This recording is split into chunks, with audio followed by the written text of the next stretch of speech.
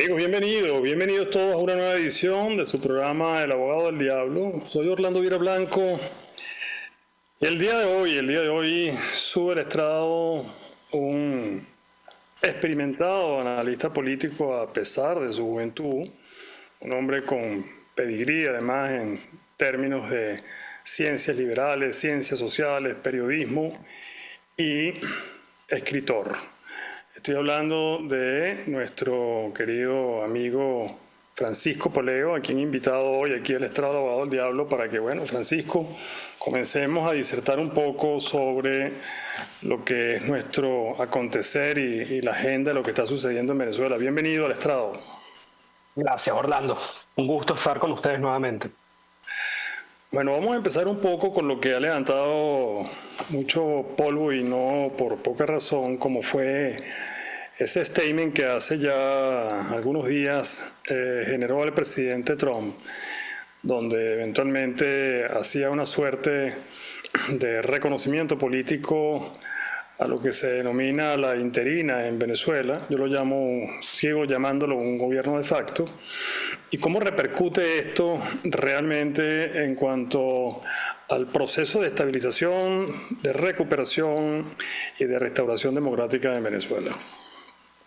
Mira, Orlando, en efecto es un gobierno de facto, como tú bien dices. Creo que así lo siguen tratando. Lo que pasa es que el gobierno de facto es el gobierno que está. ¿Okay? Es el gobierno que despacha desde el Palacio de Miraflores y es el gobierno que actualmente puede ayudar a Estados Unidos, a la administración de Donald Trump, a conseguir sus objetivos, que bueno, están ya claramente delineados en un proceso de 3 fases. Y estamos en la fase de estabilización. Todavía, por cierto, no estamos en la de transición. Entonces, en esta fase de estabilización se reconoce que quien está despachando desde el Palacio de Miraflores, quien está siguiendo con los deseos y estableciendo la política de Estados Unidos en Venezuela, es Delcy Rodríguez. Entonces, para Donald Trump, evidentemente, es la presidenta. Ahora, esto es un reconocimiento pragmático, político, práctico, ¿ok?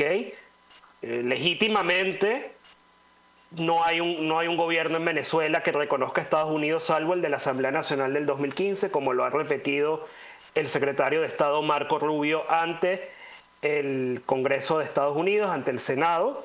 Hace poco lo volvió a hacer, hace unas 3 semanas aproximadamente. Dijo que en efecto el único gobierno de Venezuela que reconoce formalmente a Estados Unidos es ese de la Asamblea Nacional del 2015, del interinato, etcétera, que ahora queda ahí.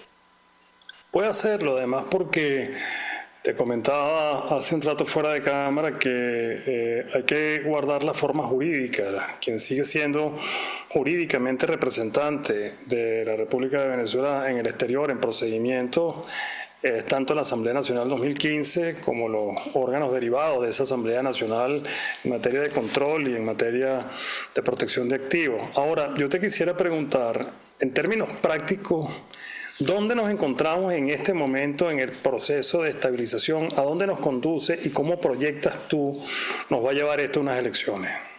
Mira, la estabilización parte de 2 cosas. La estabilización económica, que vemos que se está llevando a cabo, sobre todo la estabilización económica que sí, privilegia los intereses de los Estados Unidos, y eso va a privilegiar, por tanto, los intereses de los venezolanos. Hemos visto ya pequeñas operaciones, pequeñas dentro del panorama macro, ¿no? Como la reciente transacción que llevó el equivalente a $100 millones en oro venezolano a Estados Unidos. La diferencia es que ahora contamos en Venezuela con un aliado que paga esos $100 millones y que además el destino de esos $100 millones está controlado, ¿no? Hacia dónde va a ir, no va a terminar en las alforjas del régimen chavista o madurista o ahora rodriguista. Esto es una tercera fase ya del chavismo, ¿no? Este rodrigato.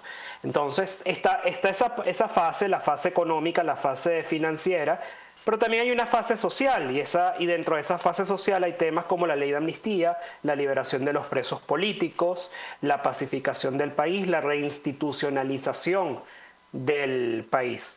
Sin embargo, hay que tener claro que aunque Estados Unidos ya ha empezado a hacer ciertos negocios con Venezuela, Estados Unidos no ha hecho todo lo que ha hecho en Venezuela, no solamente recientemente, sino en los últimos años, por un negocete de $100 millones. Un negocete cuando en vista de Estados Unidos, ¿no? Estados Unidos necesita invertir en Venezuela miles de millones de dólares para recuperar esa inversión. Ahora, esos miles de millones de dólares no los puede invertir si no hay fundamentalmente un gobierno legítimo, ¿no? Un gobierno legítimo es un gobierno emanado en unas elecciones limpias, libres, etcétera. Entonces, ese es el paso final, como lo ha repetido tantas veces el secretario de Estado, Marco Rubio. Vamos hacia unas elecciones. Ahora, eso es un proceso, Orlando. ¿Okay? No podemos caer en la trampa de pedir unas elecciones y que nos den unas elecciones en 1 o 2 meses, porque eso a quien conviene justamente es al régimen. Hay que ir a unas elecciones con unas instituciones limpias, entre ellas el Consejo Nacional Electoral, con todo lo que eso conlleva, la depuración del registro electoral. La posibilidad que tú y yo votemos en el exterior y todo. El voto de la diáspora, por eso viene el tema por eso es tan importante. La rehabilitación de los partidos políticos. Exactamente, el cese de las inhabilitaciones políticas. Exactamente. También. Entonces, todo eso es un proceso y estamos en ese proceso. Ahora bien, la última vez, Orlando, que hubo una dictadura en Venezuela, que cayó una dictadura en Venezuela, que fue la de Marcos Pérez Jiménez, antes de esta, me refiero, las elecciones se dieron prácticamente un año después, 11 meses y algo. Imagínate, y no era un desastre como del que se está saliendo el desastre de los últimos 27 años. Entonces eso es un proceso. En efecto, yo considero que no vamos a ver elecciones en Venezuela en el 2026. Es algo que se verá en el transcurso del 2027. Pero sí lo ves para el año que viene. Sí lo veo totalmente para el año que viene. Mira, ahí el temor de que el Rodrigato vaya a tratar de extender la arruga hasta el 2030. Pero Estados Unidos no va a esperar hasta el 2030. Esa es la cosa. Ya no se trata solamente de una amenaza creíble, de plantearles la amenaza creíble. Ya hay una realidad creíble, ya pasó. Y sí, ya pasó el 3 de enero y Estados Unidos demostró qué pasa ahí, qué pasa en Irán, que está dispuesto a actuar cuando sus intereses se ven afectados. Eso lo saben muy bien los hermanos Rodríguez. Así es. Y esperemos que lo sepan muy bien personajes como Diosdado Cabello también y que no torpedeen este proceso.